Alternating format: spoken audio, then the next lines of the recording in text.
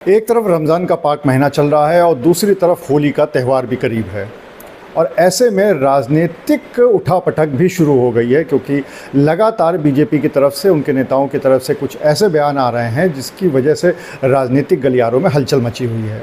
अगर हम उनके भाजपा नेता रघुराज सिंह की बात करें तो उन्होंने एक तिरपाल वाला बयान दे दिया, जिसके बाद से लगातार समाजवादी पार्टी हो, कांग्रेस हो या फिर बीजेपी, उनके बीच में आपस में रस्साकशी चल रही है। इसी पे बात करने के लिए हमारे साथ मौजूद हैं समाजवादी पार्टी के कानपुर से विधायक हसन रूमी। उनसे बात कर लेते हैं।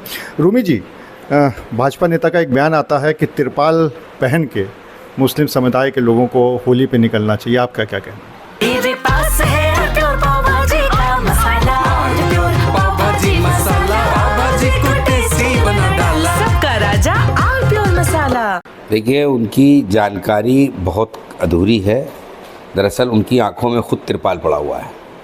वो उस तिरपाल को हटाएंगे तब उनको एक अच्छा भारत दिखेगा, तब उनको एक संवैधानिक भारत दिखेगा। जिस संविधान से वो खिलवाड़ कर रहे हैं, जिसकी शपथ लेकर वो मंत्री बने हैं, उनके ख़िलाफ़ तो मुकदमा होना चाहिए।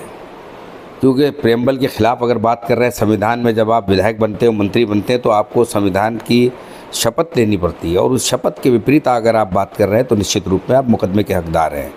मैं तो सरकार से मांग करूंगा कि इस तरह की बयानबाजी, जिससे देश के अंदर आपसी भाईचारे में और सद्भावना में अगर कड़वाहट आए और ठेस पहुँचे, तो ऐसे लोगों के ख़िलाफ़ निश्चित रूप में संवैधानिक कार्रवाई होनी चाहिए और मुकदमे होने चाहिए। मेरी सरकार से मांग है, योगी सरकार से, कि अपने मंत्री जी को बर्खास्त करें और अपने इस तरह के बयानबाजी पर रोक लगाएं। हमारा देश है, कोई पहली बार होली नहीं हो रही है जुमे को। 1962 के बाद ये बात ज़रूर है कि रमज़ान में फिर एक बार ये मौका आया, और हमेशा होली और मुहर्रम और ईद और तमाम त्यौहार, जब भी होली पड़ी तो होली का हम सब ने सम्मान किया और हमारे त्योहारों का हिंदू भाइयों ने सम्मान किया। ये एक नई परंपरा बयानबाजी की और अपनी जो एक छवि है वो दूसरी तरफ से बनाने की, ये एक भारतीय जनता पार्टी की नाकामी की दलील है। भारतीय जनता पार्टी ने पिछले 8 सालों में कुछ भी नहीं किया। 8 सालों में केवल और केवल बांटो और राज करो वाली राजनीति करी है। उस बांटो और राजनीति से अब उत्तर प्रदेश की जनता ऊब चुकी है और उत्तर प्रदेश की जनता हमारे नेता आदरणीय अखिलेश यादव जी, जिन्होंने पीडीए के माध्यम से 2024 में लोकसभा के चुनाव में प्रचंड बहुमत पाने का जो प्रयास किया था, उसमें लगभग वो कामयाब भी हुए थे। तो अखिलेश यादव जी की तरफ प्रदेश की जनता देख रही है, जो पीडीए के महानायक हैं और जिनको, जो संविधान को भी ज़िंदा रखने में सक्षम है, जो संवैधानिक पदों पे बैठे लोग अगर अनर्गल बातें कर रहे हैं तो उनके खिलाफ़ कार्रवाई करने में भी सक्षम है। संविधान को बचाने के लिए पीडीए के मार्फत उत्तर प्रदेश के अंदर 2027 में भारतीय जनता पार्टी जाति दिखने लगी है सारे मंत्रियों को, विधायकों को। तो वो इस तरीके की बयान दे रहे हैं। अपने क्षेत्र में कोई काम कराया नहीं है, विकास की कोई बात की नहीं है। अपने जिस विभाग के मंत्री, उस विभाग में अनियमितताएँ, भ्रष्टाचार, जो भी विकास के काम है उस पर उनकी नज़र नहीं है।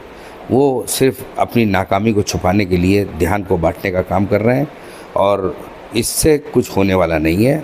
हमारा देश एकता और अखंडता और सद्भावना और भाईचारे के लिए पूरे देश में जाना जाता है। सबसे बड़ा संविधान हिंदुस्तान का और सबसे बड़ा लोकतंत्र हिंदुस्तान का है। इससे छेड़छाड़ करने वाला कोई भी हो, उसके खिलाफ़ कानूनी कार्रवाई होनी चाहिए।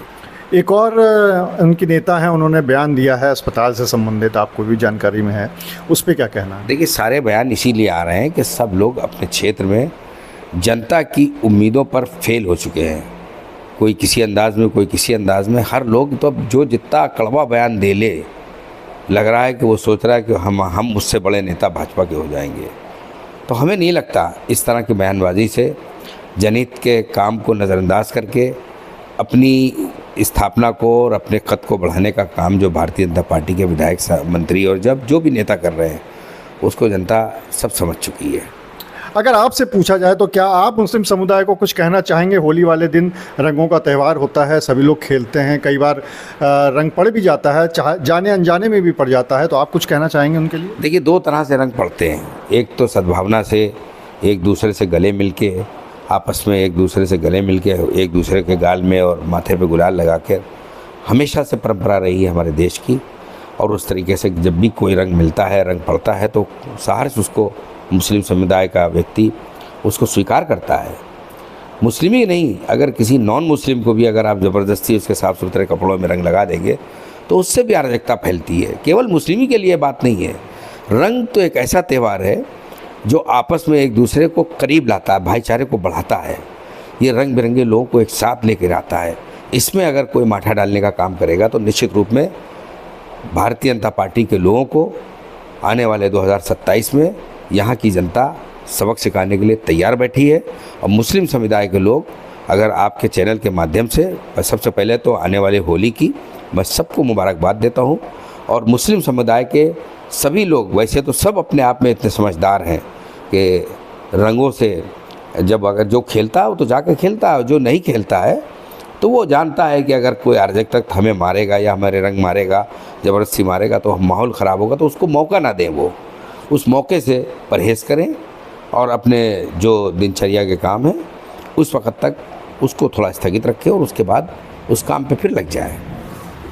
तो आप थे हसन नूमी, जिन्होंने साफ तौर पे ये कहा कि और आरोप लगाया बीजेपी के कि बीजेपी के नेता डिवाइड एंड रूल करके यहाँ प्रशासन करना चाहते हैं। और दूसरी तरफ उन्होंने ये भी मांग की है कि सरकार को रघुराज जैसे जो नेता हैं उनको तुरंत बर्खास्त करना चाहिए। और साथ ही साथ हसन नूमी ने मुस्लिम समुदाय के लोगों से अपील की है कि जो भी सौहार्द से मिलता है उसके साथ मिले और जिनको रंग नहीं पसंद है वो थोड़ा सा उससे परहेज़ रखें।